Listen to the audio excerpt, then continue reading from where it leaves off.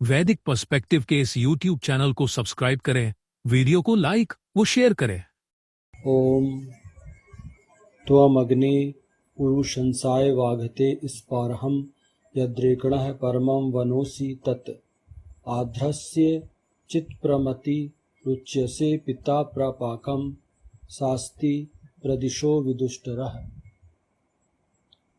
तुम हे अग्नि बहु प्रशंसित ऋत्विज विद्वान के लिए जो स्पृहणी रेकण है, उस परम का सेवन करते हो, याचना करते हो, किसी भली भांति धारण करने वाले की उत्तम बुद्धि कहलाते हो, अपेक्षाकृत अधिक उत्कृष्ट ज्ञान रखने वाले पिता परिपक्व प्रदिशाओं पर प्रशासन करते हो।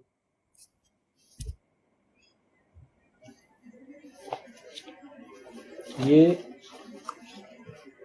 ऋग्वेद के प्रथम मंडल के 31वें सूक्त का 14वां मंत्र लिया गया है। इसके ऋषि भगवान हिरण्यस्तुप आंगिरस हैं। प्रस्तुत सूक्त का देवता किंवा दिव्य विषय अग्नि प्रकाश की ओर ले जाने वाला है। छंद जो है इस मंत्र का जगती है और स्वर जो है इस मंत्र का धैवत है।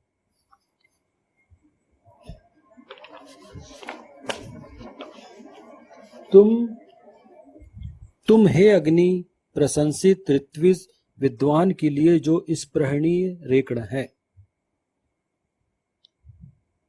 अनेकों द्वारा प्रशंसित विद्वान को प्रशासन के द्वारा विभिन्न आर्थिक लाभ पहुंचाए जाने चाहिए। जो विद्वान अनेकानेक लोगों द्वारा प्रशंसित हो, निश्चय ही वे इस योग्य हैं कि उन्हें कोई अर्थाभाव ना हो, ताकि वे अपनी विद्वत्ता से जन सामान्य को लाभान्वित कर सकें। हाँ, ये बहुत बड़ी बात है कि जो समाज में प्रशंसित विद्वान पाए जाते हैं, ऐसे विद्वान जो अपनी प्रतिभा से समाज को मार्गदर्शन देने का काम करते हैं। उसमें लेखक हो सकते हैं, भाष्यक, वेदों के ज्ञाता हो सकते हैं, धर्म के ज्ञाता हो सकते हैं। तो ऐसे जो विद्वान है किसी क्षेत्र के विशेषज्ञ हो सकते हैं, तो उनको आर्थिक लाभ पहुंचाने की बहुत अधिक आवश्यकता है। क्यों? क्योंकि सबसे बड़ी चीज क्या है, आज के समय में लोग रोजी रोटी में ही इतने फंसे हुए हैं कि रोजी रोटी के चक्कर में वो रोजी रोटी के कारण बहुत सारी चीजों से बहुत सारी समस्याओं में वो ग्रसित रहते हैं रोजी रोटी के चक्कर में, और उस वजह से वो बहुत सारे रचनात्मक काम कर ही नहीं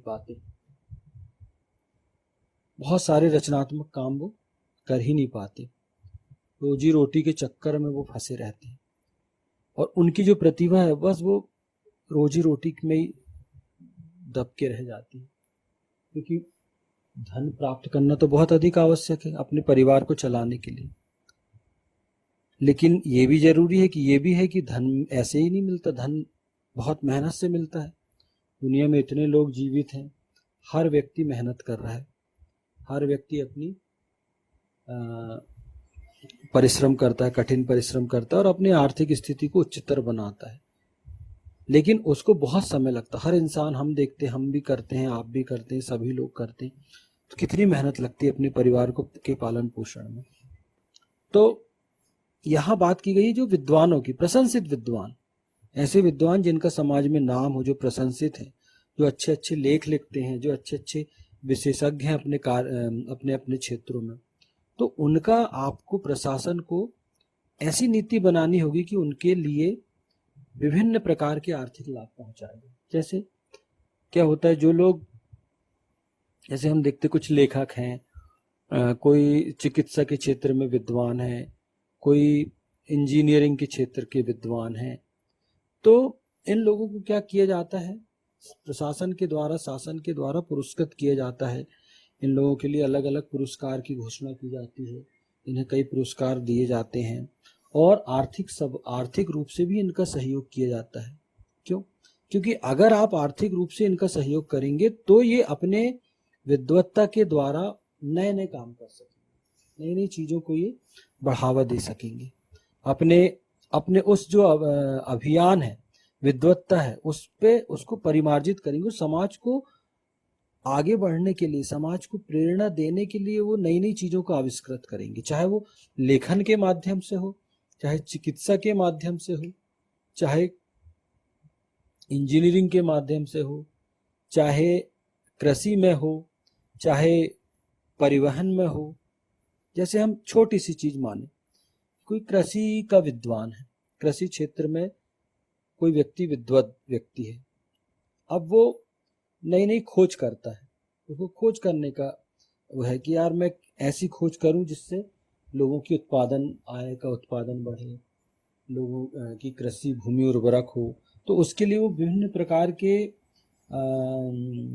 रिसर्च करता है, विभिन्न प्रकार के कार्य करता है, कोई ना कोई अन्वेषण करता रहता है। और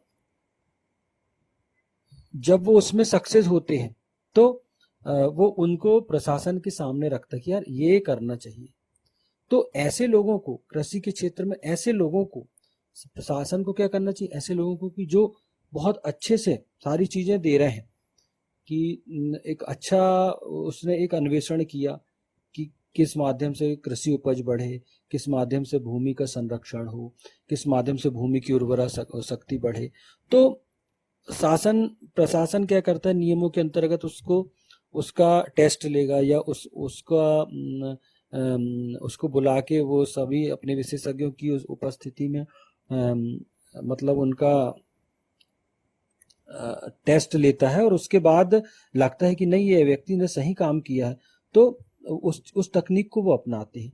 तो यही है कि अगर कोई व्यक्ति ये कर रहा है, अन्वेषण इस टाइप का कर रहा है, तो प्रशासन का ये दायित्व है कि वो उसको फिर आर्थिक सहायता प्रदान करे, उसको इतना आर्थिक रूप से इतना लाभान्वित करे, ऐसी उनके लिए कुछ नीतियां हो कि वो फिर उसको लगे कि यार अब मैं यही काम करूंगा।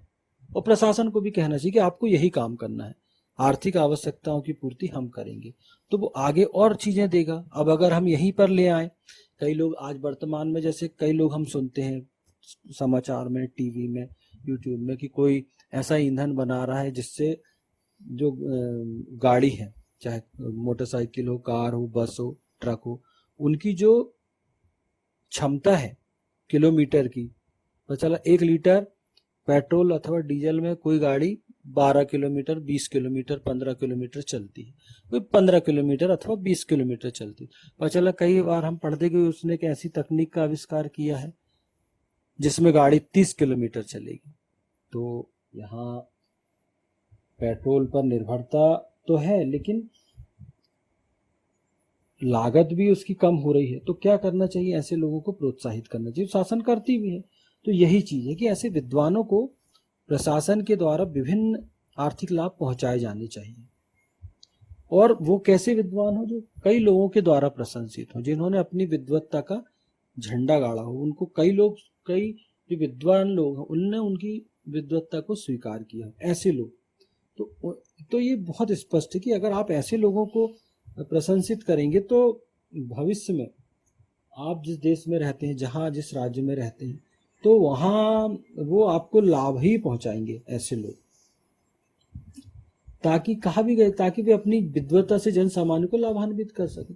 पता चले कोई वेदों पर भाष्य कर रहा है, कोई गीता पर भाष्य कर रहा है, कोई गीता को सरल अच्छे से समझा रहा है, वेदों को लोग समझा रहे हैं, वेदों को अच्छे रूप में लोग समझा रहे हैं, वेद में साइंस है। तो ऐसे लोगों को आप प्रशंसित करें, लाभान्वित करें, और आर्थिक उसमें न पड़ने दें, उनको आर्थिक अर्थाभाव में न पड़ने दें। यह प्रशासन का कार्य है कि वह उनकी जरूरतों का ध्यान रखे। ऐसे विद्वानों को भी प्रशासन के द्वारा प्रदत्त धनराशि स्वीकार करना चाहिए। और क्या है कि ये प्रशासन का कार्य, मैंने जैसे बताया कि उनकी जरूरतों का ध्यान रखे कि उन्हें क्या क्या आवश्यकता है, घर की आवश्यकता है, गाड़ी की आवश्यकता है, आर्थिक आवश्यकता है परिवार को चलाने के लिए, उनको कहीं आपको रिसर्च के लिए भेजना, उनके आवागमन की आवश्यकता है, उसमें धन लगता है। तो वो सारी सुविधाएं वो प्रशासन उनको दे। दूसरी बात, कई बार क्या होता है, जो विद्वत लोग रहते हैं वो भी, शासन उनको धन प्रदान करते, तो कई बार कई बहुत ईमानदार होते हैं या बहुत ही अच्छे होते हैं, तो वो क्या करते हैं कि नहीं, वो नहीं करते स्वीकार, अरे नहीं हमको नहीं स्वीकार है।